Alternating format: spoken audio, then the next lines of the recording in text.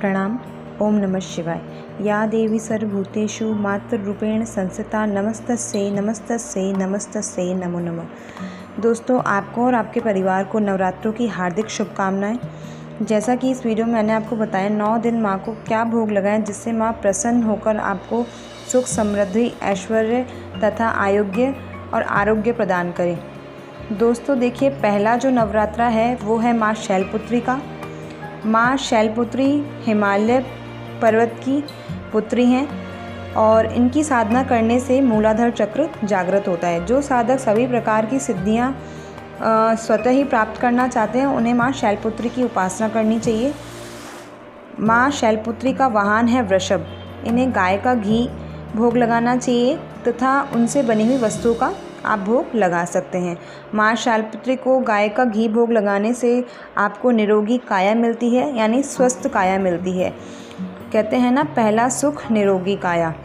दूसरा नवरात्रा है माँ ब्रह्मचारिणी का। माँ ब्रह्मचारिणी है जो वो आपकी तपशारिणी रूप में पूजा की जाती है, यानी तपस्या के रूप में उनकी पूजा की जाती है। जो जातक या जो साधक माँ के इस रूप की पूजा करता है उनमें तप, त्याग, वैराग्य, संयम और सदाचार की प्राप्ति होती है और जीवन में जिस भी संकल्प को लेते हैं उन्हें पूरा कर पाते हैं वो। माँ ब्रह्मचारिणी को शक्कर का भोग अति प्रिय है। माँ को शक्कर का भोग लगाने से आपकी आयु में वृद्धि होती है, यानी आप दीर्घायु होते हैं। तीसरा जो नवरात्रा है आपका माँ चंद्रघटा का है। माँ चंद्रघटा के इस रूप को चंद्रघटा इसलिए कहते हैं क्योंकि माँ के मस्तक पर घंटे के आकार में आधा चंद्रमा बना हुआ है, इस कारण इनका नाम चंद्रघंटा पड़ा है। तथा तीसरे नवरात्रि में माँ के इस रूप की पूजा की जाती है। माँ की कृपा से जो साधक के सभी कष्टों को छुटकारा दिलाती है, यानी अगर आपकी ज़िंदगी में जितने भी कष्ट होंगे माँ चंद्रघटा की कृपा से आपके सभी कष्ट दूर होंगे।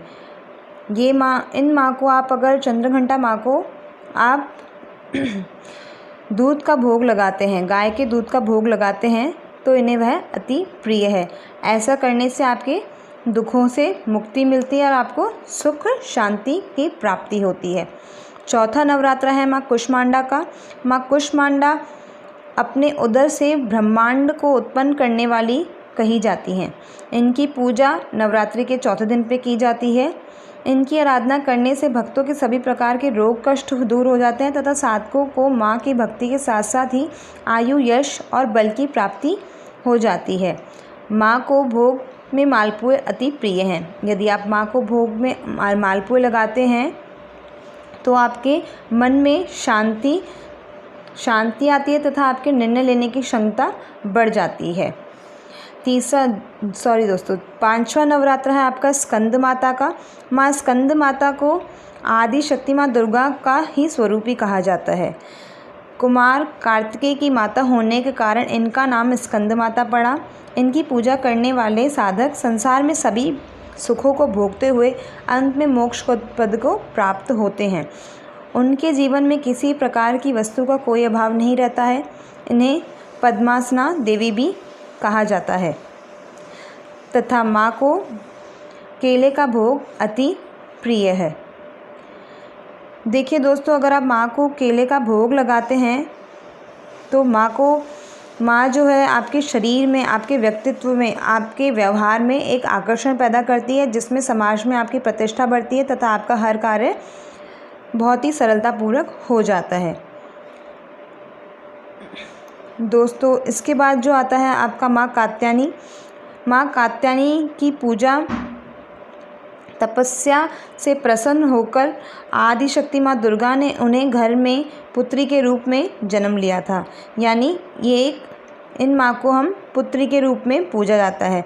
और छठे नवरात्रे में माँ के इस रूप की पूजा करने से दोस्तों आपके धर्म, कर्म, काम, मोक्ष आदि चारों फलों की प्राप्ति होती है। वह अलौकिक तेज से अलंकृत होकर हर प्रकार के भय, शोक तथा संतापों से आपको मुक्ति दिलाकर खुशहाल जीवन देती है। माँ को शहद का भोग अति प्रिय है तथा शहद का भोग लगाने से अगर आप माँ को शहद का भोग लगाते हैं तो आपके जीवन में हो रही आकस्मिक घटना जो है दोस्तों उनसे माँ आपको बचाती है, यानी भविष्य में होने वाली ऐसी बहुत सी घटनाएं हैं जिनसे हमें माँ बचा लेती हैं। 7वां नवरात्र है माँ कालरात्रि का। माँ कालरात्रि सभी राक्षसों के लिए एक काल के रूप में मानी जाती हैं। ये भी माँ का एक दुर्गा स्वरूप ही है, दुर्गा माँ का ही एक दूसरा स्वरूप है दोस्तों। माँ के स्मरण मात्र से ही सभी प्रकार के भूत पिशाच तथा भय आदि सब समाप्त हो जाते हैं। माँ की कृपा से भानु चक्र जागृत होता है माँ कालरात्रि की कृपा से, तथा माँ को गुड़ का भोग अति प्रिय है। अगर आप माँ को गुड़ का भोग लगाते हैं तो वो आपकी ऊपरी हवाओं, बाधाओं तथा ऐसे ही जो बाहरी हवाएं हैं उनसे माँ आपकी रक्षा करती है। दोस्तों 8वां जो नवरात्र है वो आपका है माँ महागौरी का। माँ महागौरी आदि शक्ति माँ दुर्गा का ही 8वां स्वरूप है। माँ ने काली रूप में आने के पश्चात घोर तपस्या की और पुनः गौर वर्ण पाया और महागौरी कहलाई। माँ का वाहन बैल है तथा माँ को हलवे का भोग लगाना चाहिए। तभी अष्टमी को पूजन करने वाले अगर माँ को हलवे का भोग लगाते हैं तो माँ पर उनकी असीम कृपा होती है तथा माँ बेहद ही खुश होती है। इससे आपकी आर्थिक तंगी हटती है तथा आपके व्यवसाय में और आपके आर्थिक सामंजस्य में, आपके आर्थिक भंडार में वृद्धि होती है। दोस्तों 9वां जो आपका नवरात्र है माँ सिद्धरात्रि का है। माँ सिद्धरात्रि को तिल्ली का भोग लगाना चाहिए। माँ सिद्धरात्रि माँ गौरा का 9वां स्वरूप है। जैसा कि इनके नाम से ही पता चलता है, सिद्धिदात्री यानी सभी सिद्धियों को प्रदान करवाने वाली होती है माँ। इस माँ के स्वरूप को अगर आप पूजते हैं, इनकी पूजा करते हैं तो आपको सभी प्रकार की रिद्धि और सिद्धि प्राप्त होती है। जिस पर माँ की कृपा होती है उनके जीवन में कुछ भी पाना असंभव नहीं होता। इस दिन माँ को आप खीर का भोग अवश्य लगाएं। माँ सिद्धिदात्री को खीर का भोग अति प्रिय है। यदि आप माँ को खीर का भोग लगाते हैं तो माता आपको मृत्यु भय से राहत दिलाती है।